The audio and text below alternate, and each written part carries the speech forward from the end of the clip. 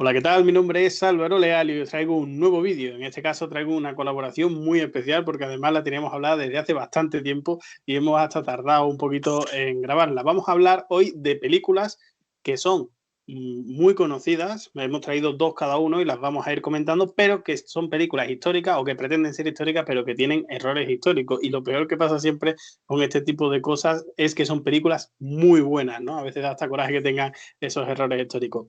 Pero antes de nada, voy a presentar al invitado, José, del canal El Tratero de la Historia. Te dejo un poquito para que te presentes. Bueno, pues yo soy José, como bien has dicho, nada, llevo el canal del Trastero de la Historia, que me gusta mucho la historia, me gusta mucho el cine y tengo esta sección también en mi canal de fallos históricos, bueno, fallos. Yo siempre lo tomo como una puerta de entrada o que nos despierte el interés para querer aprender un poquito más de historia y bueno, que creo que el cine es un gran método para esto. Bueno, el cine, entretenimiento y a veces en los videojuegos también lo pueden hacer.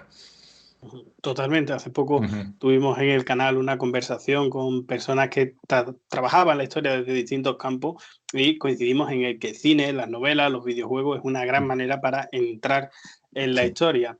Como Ujú. digo, la idea es que traigamos aquí cada uno una película, en este caso van a ser dos, y la comentemos, ¿no? Siéntete totalmente libre, evidentemente, de que cuando yo presente una película, pues decir lo que te ha parecido, si tienes algún comentario sobre ella, porque además Ujú, me consta que tú esto lo haces también en tu canal de YouTube, en algunos vídeos, sí. haces comentarios y críticas de películas, así Ujú. que con razón de más, siéntete totalmente libre. Si quieres, como eres el invitado, empieza tú el primero y di qué película nos has traído.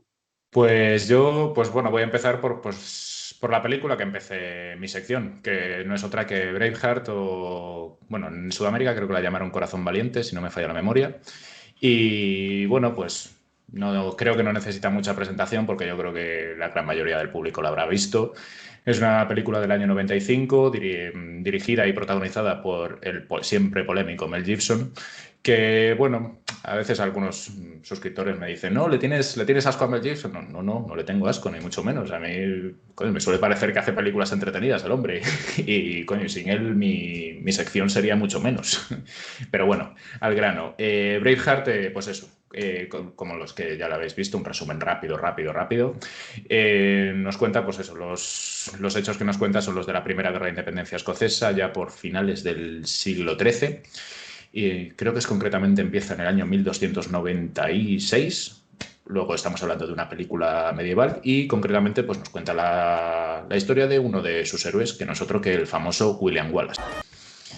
La peli en sí, pues a ver, yo creo que a todo el mundo más o menos le gustó, o sea, fue una, y además tuvo un éxito tremendo, ganó Oscar a la mejor dirección, a la mejor película, si no me falla la memoria también, pero bueno, como has dicho tú al principio en la intro, pues obvio, tuvo sus fallos, sus historias, y ya desde el primer minuto de la película, creo que no, ni llegaba al primer minuto, tiene un pequeño gran fallo, que es que dices tú, nada más empezar, vemos pues unos paisajes, pues eso, las montañas escocesas, que siempre son preciosas de ver, esa música con gaitas muy característica de la película, y bueno, vemos un Escocia 1280. Y claro, tenemos la voz del que es Robert de Bruce, que bueno, va a ser el narrador de toda la película, y pone Escocia 1280 en este rótulo. Y claro, y te quedas un poco tal, y dice, el rey Alejandro III murió sin descendencia. Y claro, lo primero que relacionas es 1280, Alejandro III. Claro, o sea, claro, simplemente mirar, simplemente, coño, cambió un cero por un 6. Murió 6 años después, no murió en tal. Y sin descendencia sí que tuvo descendencia, vale. Aquí es ponerse un poquito pejilleros por mi parte, ¿no? Porque sí, tuvo una hija que se llamaba Margarita, que sí que, bueno, que reinó, pero la pobre murió con muy poquitos años, siendo solo una niña. Y bueno, vale, no es ponerse muy, muy, muy pejillero, ¿no? Pero bueno, que son dos fallos en nada, en un minuto de película. Bueno, otro fallo que hay también es que la edad de William Wallace a la hora de... Siempre vemos un principio, como vemos a un niño, pues que está, pues eso, típico niño escocés, los Highlanders de la época y demás. Y vemos como al principio, pues su padre junto a su hermano se va a negociar con el rey para una supuesta paz o unas supuestas treguas. Y bueno, típico de la película, muere el padre, muere el hermano. Pero esto también es otro pequeño fallo porque el padre de William realmente no murió hasta que él tenía pues 19 años. Y en la película, si tenéis en la cabeza la imagen, no es un niño de 19 años, es un niño de, no sé, 6, 7, 8. Pero bueno, a ver, esto podemos entender lo que lo hagan porque se hace para, bueno, que nos dé más pena, que empaticemos más, que bueno, que sí, que ya desde niño, pues eso, que tiene que resistir, ¿no?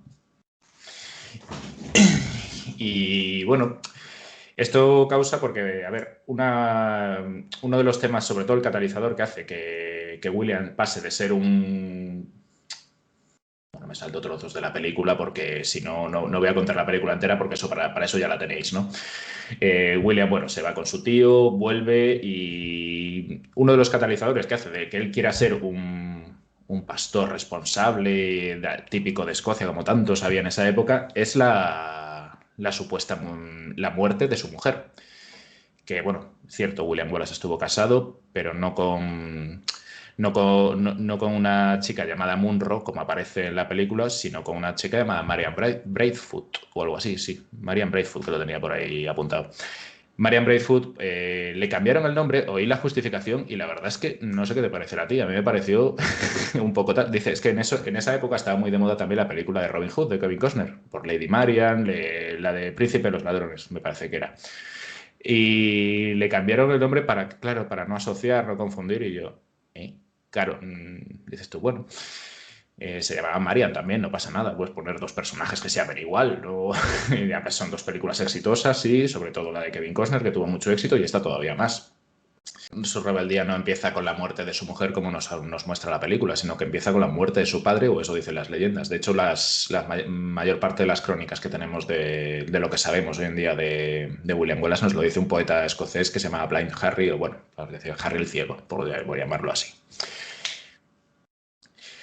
Y bueno, no sé hasta aquí si tú veías más errores o tal, ya me dices. Sí, yo tengo que comentar que esta película es verdad que de las que hemos hablado que vamos a traer aquí a colación es probablemente la que menos me gusta. A mí no me gustó mucho Braveheart, se me hizo un poquito pesada, lo que pasa es que también la vi mucho más tarde de cuando se hizo esta película, ¿no? Evidentemente tiene esa serie de momentos icónicos que incluso algunos de ellos se dicen que son perfectamente criticables, ¿no? Como aquello de que se pintasen de azul y no hay ninguna constancia de que se pudiesen pintar ellos de azul o de que lo hiciesen, ¿no? De que aquello fuese una norma habitual.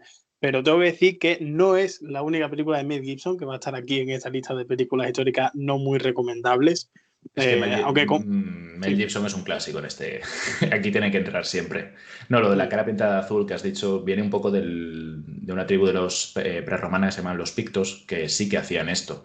Pero bueno, yo como digo, como dije en mi vídeo sobre esto, hay que admitir que es que el momento queda increíble. O sea, con la cara pintada de azul, dando el discurso a la libertad, que bueno, a ver, es algo que Hollywood ha repetido hasta la saciedad, ¿no? Lo del discurso a la libertad antes de una batalla.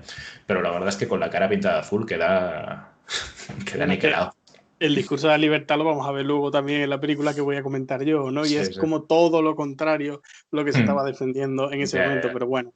Se me olvida decir que vamos a hacer spoilers, ¿no? Pero parece tan evidente que los vamos a hacer en este tipo de vídeos. Hay otra cosa que a mí también me llama mucha la atención y es que se presenta a William Wallace de una manera como si fuese un campesino, un viriato, ¿no? Un pobre pastor, un pobre campesino, cuando realmente era de una familia como mínimo Noble. terrateniente, ¿no? O sea, es decir, Sí, eran nobles, sí. Claro. Entonces, todas estas licencias, que yo creo que al final es a lo que vamos a ir con las películas que vamos analizando, le dan dramatismo, le dan esa épica que tiene la película, que realmente en algunos momentos pues lo transmite, pero claro, va perdiendo calidad, ¿no? Yo decía cuando hablaba con Javier Pellicer, el escritor de novela histórica y buen amigo del canal, pues claro, llega un momento en el que tú tienes que decidir si tirar hacia la rigurosidad histórica o hacia lo que te está pidiendo narrativamente el producto que tú estás haciendo, ¿no? Parece bastante evidente que en esta película, desde luego, tira mucho más hacia la emotividad y por eso está en esta lista, porque tiene otros muchos elementos que no son realmente fiables. No sé si tú tienes alguno más que te gustaría comentar. Sí,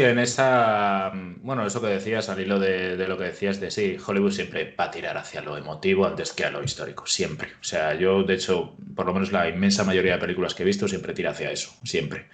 Y bueno, a ver, uno de los errores que yo creo que masacró a los que sí que son estudiosos de la historia escocesa, que bueno, que no sé si había mucha gente antes de esta película que sabía quién era William Wallace, fuera de Escocia me refiero, no sé si había mucha, yo creo que no, me jugaría dinero a que no.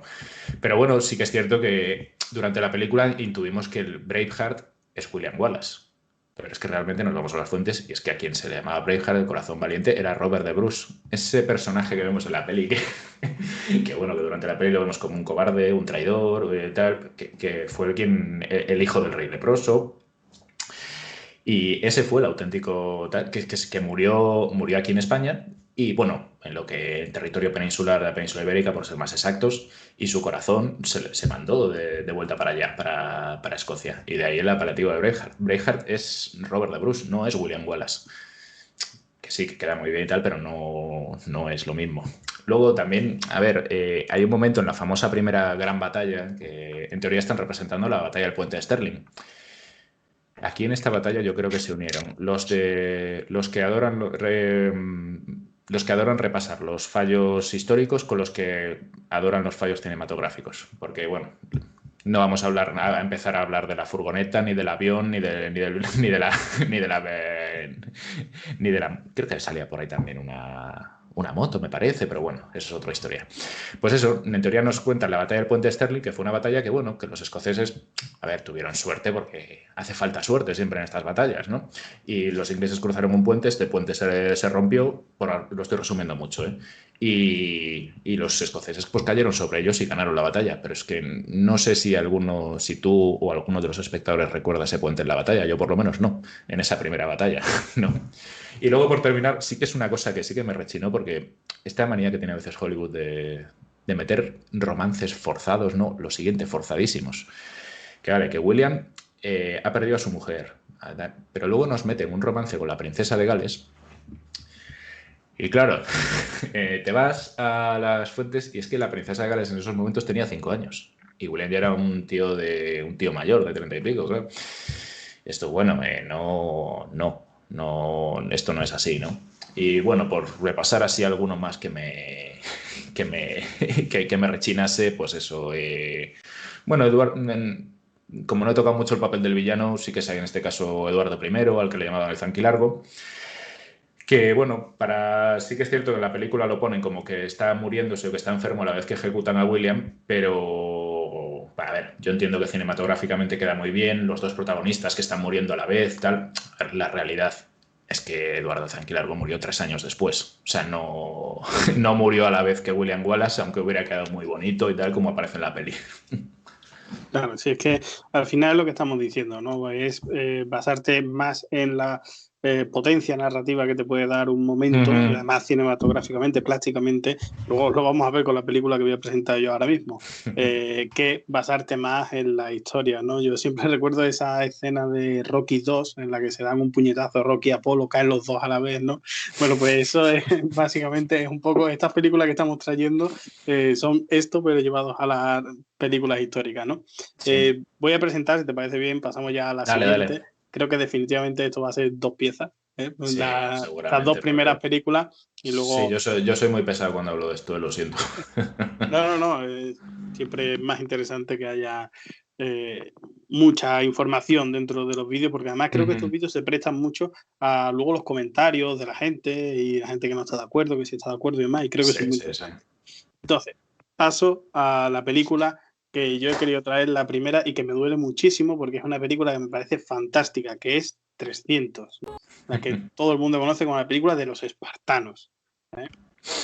Ya voy a empezar por ahí porque no eran espartanos, eran espartiatas, pero bueno, vamos a salirnos un poco por ahí. Sí. Tengo que recomendar un libro que es muy interesante sobre Esparta, del profesor César Fornis de la Universidad de Sevilla, que es muy completito y está muy interesante. Y luego tiene aparte un apéndice que se convirtió en un libro posteriormente, según siguió trabajando, que es sobre el Mirage de Esparta, ¿no? El mito de los espartanos. Y también es muy recomendable. César Fornis, para los que nos estén viendo y les guste el tema. Entonces, esta película, 300, es probablemente yo creo que la gran película de Zack Snyder. Es una película que prácticamente consigue unas cotas de calidad altísimas, que además tiene, si hemos dicho que Braveheart tiene momentos que son muy memorables, ya 300 pues rompe el molde, ¿no? Rompe el límite, por lo menos a nuestra generación, no sabemos si se va a seguir manteniendo. Es una película además que tiene un uso súper excesivo del croma, Prácticamente toda la película está hecha con el croma, muy diferente en este sentido a Braveheart, Sí. y esto tiene un sentido, y es que está basado no tanto en la realidad histórica, sino en el propio cómic de Frank Miller, en la obra de Frank Miller. Entonces, a través del croma trataban de representar estos aspectos que tienen que ver con una novela gráfica, con un cómic, pero que no tienen que ver con la realidad. Por eso hay tantos momentos, yo creo que de excesos, ¿no? Entonces, yo creo que 300, si podemos decir algo de ella, es que es una gran película sobre el cómic, sobre el Mirage espartano, pero una pésima película sobre lo que pasaba allí, ¿no? Entonces, te voy a dejar a ti que... Sí, no, a ver, yo de sabes, 300 siempre he tenido la opinión, bueno, que es, bueno, como todos sabéis, pues supongo que casi todos la habrán visto, es sobre la batalla de las Termópilas en las guerras médicas. Y a ver, 300 yo creo que más que para el rigor histórico, bueno, lo que tú has dicho, no quisieron basarse en la realidad histórica, pasaron totalmente y se fueron directamente al cómic. Y bueno, yo creo que es una película no hecha para eso, sino hecha para que los tíos nos creamos muy burros y tal, y gritemos lo de espartanos, que yo creo que todos algún día de juerga lo hemos gritado así por hacer el cachondeo. Sí que es cierto que, bueno, te pones a analizar y la verdad es que muchos. O sea, te salen un porrón de fallos, ¿eh? No son poquitos. Pues vámonos con ello. Antes decir que la película, repito, que a mí me parece fantástica, ¿no? Como te he dicho, en algún Y a momento mí, y a todos mí. hemos dicho eso de espartanos, pero además con interpretaciones Claro. de Gerald Butler, que creo que está genial, y Lena Headey, que luego se ha hecho muy famosa, haciendo de Cersei, y ahí ya Si apuntaba. no mal recuerdo, este fue su primer gran papel por el que todo el mundo la conoció, ¿no? Si no mal recuerdo. O sea, Yo creo que sí, yo creo que sí. Y probablemente tuvo mucho que ver con que luego la eligiesen para representar a Cersei Lannister, porque la verdad sí. que hace un papel ahí de Gorgo que yo creo que es fantástico. Fíjate, íbamos a criticar la película y vamos a acabar hablando bien de ella, ¿no? Pero ese Sí. papel de solo las mujeres, ¿no? De solo las mujeres Claro. paren verdaderos hombres, ¿no? Que eso realmente sí nos ha quedado la constancia de que Gorgo fue una mujer muy importante y de mucho Sí. carácter. Y además, claro, el problema de la civilización espartana es que al no dejar escritura, textos escritos, Claro. pues todo está, la tenemos que reconstruir a través de lo que han Todo eso dicho de alrededor. ellos. Y Sí. además muy poca cultura material, porque como era una sociedad que tampoco estaba pensando ni en el comercio, ni en grandes obras, sino que era muy igualitaria y demás, en fin. Pero bueno, vamos a ver elementos que son bastante curiosos, ¿no? Por ejemplo, hay un desproporcionado rinoceronte que aparece de repente, Bueno, no de solo. 800 metros. Sí, no solo el rinoceronte, Hay tienes un también gigante, un elefante, un señor con una cabeza de toro que aparece por ahí en una de estas fiestas de hay los persas. Sí. un gigante que tiene aquí como dos hachas, ¿no? Sí, cosas maravillosas que tú dices, Dios mío. Ejerjes de 500 metros también de alto, Sí. ¿no? Entonces, esa desproporción e incluso física de los propios personajes. Había también Efialtes, ¿no? Creo que es aquel el que Sí, que intentaron, yo creo es que, algo bueno, grotesco también. sí, bueno, es que yo lo vi y dije, coño, o sea, dije, al verlo dije, hostia, si es Quasimodo. O sea, Quasimodo del Jorobado de Sí, Notre Dame es muy el mismo estilo. Y cuando lo vi peor dije, incluso. claro, Peor. dije, ostras. Claro, cuando lo vi dije, eso, pues sí, eso. Luego no sé hasta qué punto los persas utilizaban granadas para tirar, que eso es otra cosa que no, que bueno, granadas además hechas y derechas. Sí, sí. Bueno, pues, y bueno, a ver, antes de Los eso, bueno, tiene inmortales. sí, Los los inmortales que inmortales, son que son ogros directamente, parece otro de tema. medievalismo. O el Sí. famoso entrenamiento este de la Gogué, que es, bueno, que yo creo que es algo muy conocido y todo esto. Y claro, lo que no se dice es que durante la Gogué, los chavales que iban a la Gogué, que iban creo que con 7 años, me parece, tenían a los sirvientes que les echaban una manilla al principio. Luego, durante el examen final, que les llamaba la cripteia, que sí que es cierto que tenían que matar a sus sirvientes. Claro que era la prueba final, o bueno, sí, el examen final, se llamaba cripteia. Y no solamente les hacían entrenamiento militar, que también matemáticas, filosofía, música, no solo era pegarse de leches, ¿sabes? Que también, también había más cosas en la GOE. Sí, pues igual es interesante, ya que hablamos de este tema, explicar un poco, ¿no? El tema de por qué Esparta era tan distinta al resto de personas, ¿no? Esparta está en una situación geográfica muy interesante donde había no un reino, una polis en aquella época, Sí. que es Mesenia, que es mucho más grande, tiene como 4 veces la población de Esparta. Entonces Uh-huh. andan guerreando continuamente y en una de estas Esparta gana la guerra y esclaviza a toda la población, ¿no? Estamos hablando de edad muy pretérita, de antes de las grandes civilizaciones, de las polis griegas. Entonces, ¿qué pasa? Que de repente Esparta se ve con que por cada ciudadano hay 4 o 5 esclavos. Entonces se tiene que militarizar. Y ahí es donde empieza todo, ¿no? Y toda esta organización muy totalitaria, muy igualitaria, muy militarista, que luego ha servido de referencia para regímenes en el siglo XX, pues se atribuye a Licurgo de Esparta, que además voy a poner una foto por aquí arriba para que se esté viendo en un cuadro que es precioso, a Licurgo de Esparta, pero que fue una persona que no existió, no fue como Solón, que sí fue el gran ordenador ateniense, ¿no? Entonces, esta sociedad, desde el principio, además es lo curioso, pese a ser una sociedad mucho más pobre que las que estaban a su alrededor, ¿no? Por ejemplo, la ateniense, fue una sociedad que ha despertado muchos encantos y sobre llega todo, hasta el día de hoy. Y creo que la película 300 es la sublimación de eso. sí, Todos sobre queremos todo ser eso. espartanos. Claro, has dicho al principio ese de, bueno, se tuvieron unas guerras y tal. A ver, no era exclusivo de los espartanos. Los griegos, cualquiera que vea un poquito de la historia, lo primero que te sorprende es cómo duraron tanto tiempo si estaban cada año teniendo una guerra distinta con cualquier otro estado, tal. No solamente estaban las guerras del Peloponeso, hubo unas cuantas más. Bueno, a ver, hay muchos. Bueno, yo siempre digo que si queréis sacar fallos históricos, si os apetece tocar las narices o algo, pues eso, lo primero, pues eso, fijaros en el vestuario en todas estas pelis históricas, ¿eh? No solo en esta, que bueno, ahora les vas a comentar tú el más evidente, pero en todas. O sea, en todas te fijáis un poquito el vestuario y bueno, si sois recreadores históricos, los que no estáis viendo ya fliparéis, porque bueno, yo conozco a alguno y sobre todo cuando ve alguna peli de Roma se vuelve loco cuando ve las capas rojas, por ejemplo. O sea que... y bueno, pues eso, hablando de los uniformes, bueno, hablando de los no uniformes militares en este caso. Está claro que difícilmente vas a ser una potencia militar de primer orden yendo prácticamente en taparrabos, ¿no? Es decir, tiene bastante poco sentido, ¿no? Nuevamente vemos lo mismo, ¿no? Es una imagen gráfica. Hay una escena, que me estoy acordando ahora mismo cuando digo esto, de Leónidas con la lluvia y cortando el viento con el escudo, ¿no? Con los abdominales. Es una de las imágenes clave del tráiler, yo recuerdo, sí. Sí, es que es espectacular continuamente, pero evidentemente eso tiene bastante poco sentido, ¿no? Otra es el número de espartanos, pero como tú dices, el armamento, la panoplia de los espartanos no solo son las armas, sino también son las armaduras, ¿no? Y las protecciones que tenían. Y tienen una protección ellos eran hoplitas de élite muy pesados, es decir, llevaban igual 20 kilos encima de ropa, no una capa roja y un taparrabo, ¿no? Sí, tranquilamente. Bueno, sí, a ver, obviamente todos llevaban sus corazas, no eran, nadie va a pecho descubierto en una guerra. Bueno, o sea, nadie de esta época, ni de broma. Luego otra historia, bueno, pero esto se entiende porque, bueno, no vas a poner la edad que tenía Leónidas realmente en la batalla de las Termópilas. No vas a poner a un señor que estaba, creo que rondando los 60 años y no los tenía ya. Claro, y creo que Gerald Butler cuando hizo esta película tenía 38 o 39, más o menos. Me suena, estoy así hablando de memoria. Luego también, bueno, se ven espartanos bien afeitaditos durante la batalla, algo que era inaceptable. O sea, siempre la barba era un símbolo de virilidad para ellos y, oye, tienen que ir bien, tienen que ir con la barba al combate.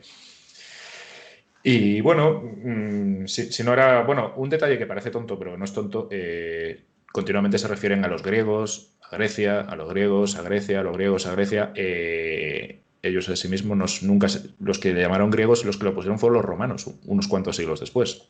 Ellos a sí mismos se llamaban helenos y Grecia era la Hélade, todo el territorio, que parece una tontería, pero coño, también es reseñable. Hay bueno, otro elemento clave que es el número de las unidades, ¿no? Como hemos dicho. Sí. Como mínimo vamos a ponerle unas 7.000 personas fueron las que participaron desde el bando de los griegos, por decirlo de alguna manera, frente, ¿no? Y en la película continuamente parece que son 30 espartanos. Ni siquiera 300, sino son 30 formaditos en cuña, por tanto, claro. Sí, lo que pasa es que lo de la cuña sí que es cierto que, bueno, que al parecer sí que formaban así ellos, me parece, ¿eh? Bueno, y no es por, a ver, a tus espectadores ahora sí que les sea muy fan de esta película, les voy a fastidiar un poco uno de los momentos más icónicos de la película, ¿no?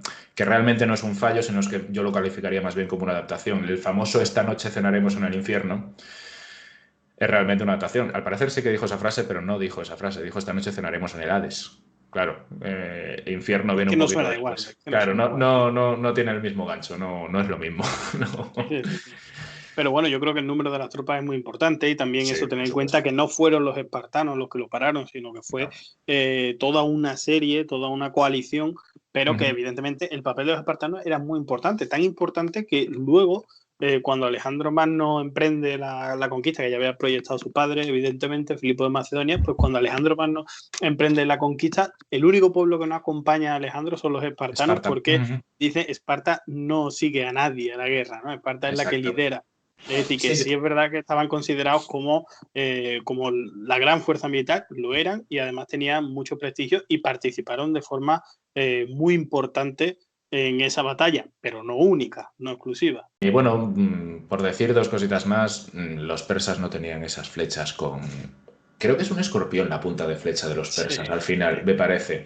Los persas, lo siento, pero eran unas flechas bastante más cutres, eran de maderita. No había tal. Era ese tipo. A ver, que sé que mola y queda muy bien el escorpión ahí para amenazar a Leónidas y tal, y queda muy bien.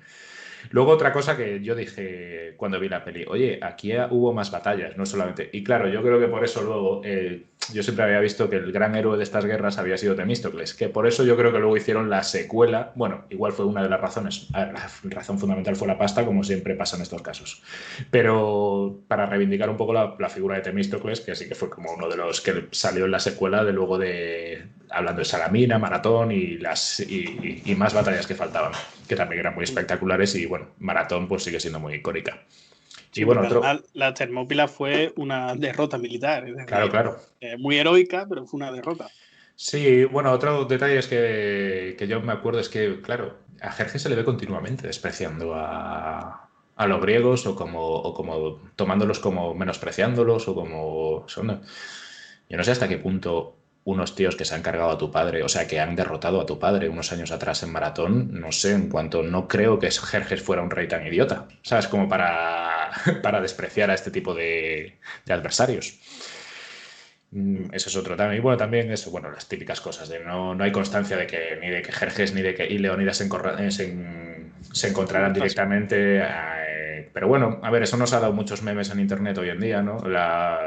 Entre Jerjes y Leónidas, pero no ni ocurrió. Sí. Ahí ya un último elemento que yo creo que es súper trascendente, por lo menos para la gente que sí está un poquito más puesta en temas históricos, que es que continuamente se representa, como veíamos antes con Brejar, la lucha de los espartanos como la lucha por la libertad, ¿no? Frente a los persas, cuando realmente el Estado espartano era lo más parecido al antónimo de libertad que ha existido en la historia de la humanidad, ¿no?